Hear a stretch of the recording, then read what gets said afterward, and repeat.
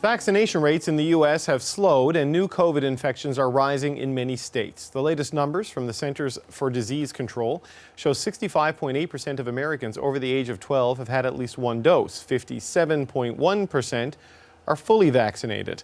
Now, areas that vote Republican have the lowest vaccination rates and are seeing the biggest impact from the Delta variant. Some right-wing politicians and media outlets have been skeptical of the COVID vaccine. But in the past few days, some have been urging people to get vaccinated. President Joe Biden was asked last night about that about-face. Well, rather than be critical of it, I thank them for it. I think it's a matter of, first of all, in truth, I don't know how many of them believed what they were saying. They may have really believed it, the things they've been saying.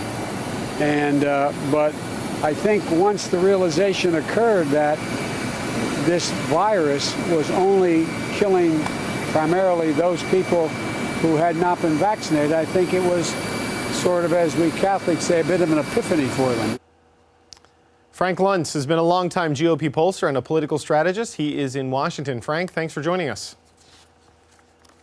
And actually, I'm in London, England, which is why I'm so dark. I don't think they've discovered electricity over here. All right.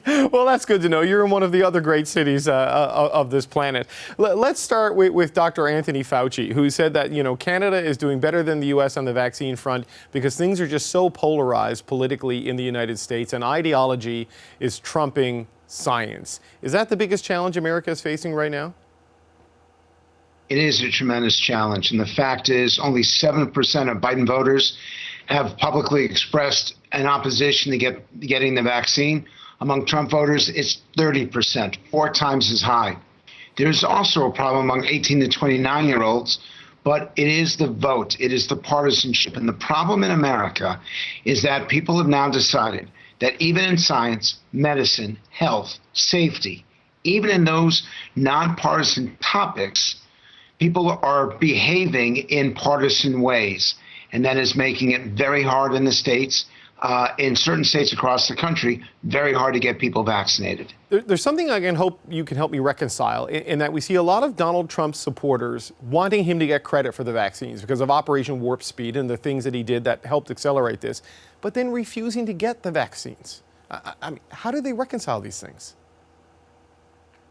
They don't, is the answer, and that it is possible to carry two different points of view that conflict with each other. The challenge right now is to not demonize anyone, not condemn them, to express understanding, accept their hesitation, and try to give them enough facts so they'll make the decision. I'll give you an example. That doctors have a greater capability of getting people to get vaccinated than politicians, pharmacists, and what we are now employing, and your viewers are going to find this very interesting, grandparents. If you want to get your grandkids vaccinated, nobody has more influence on those grandkids than the grandparents. We will do whatever it takes for people to make the right decisions. I wonder about some of the political leadership, though, because you have Senate Minority Leader Mitch McConnell. He's urging Americans to get the shot. And then you have Marjorie Taylor Greene, the more extreme representative from Georgia, who was banned from Twitter because of spreading misinformation. So, I mean, how serious is that split inside the GOP right now? Well, you named the most powerful person in the Senate and the least powerful person in the House, so they're really not on the same playing field. There are a few Republicans that are, quite frankly, I would say irresponsible. Mm-hmm. But the key in all of this is to reject the politics. I say this to you, even though you're in Canada. I don't allow American news outlets to use this to embarrass Republicans, because that doesn't get a single jab into a single arm. That there will be plenty of time for recrimination, plenty of time for accountability. Right now, we need to do the best that we possibly can to get the most people possible vaccinated because of this Delta variant and because we know of the impact if people don't get vaccinated. You do a lot of work for the Republicans. That's what you've been doing, but you're working with the Biden White House to try to reach the unvaccinated. How can a Democratic president help convince Republican supporters to get vaccinated?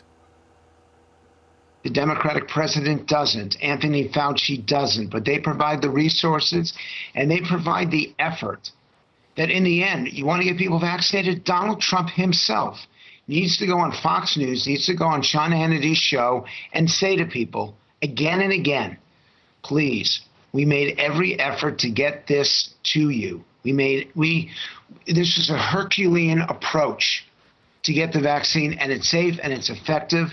If Trump himself speaks up, there are millions of people who will get the vaccine and thousands of people who will live. It's not really Joe Biden. It's actually Donald Trump who needs to speak up. But even more important than Trump are your pharmacists and your doctors, because those are people that these individuals trust. But there are tens of millions of Americans out there who hang on the former president's every word. I mean, do you think Donald Trump can be compelled to do something like this? Because he has resisted doing that so far.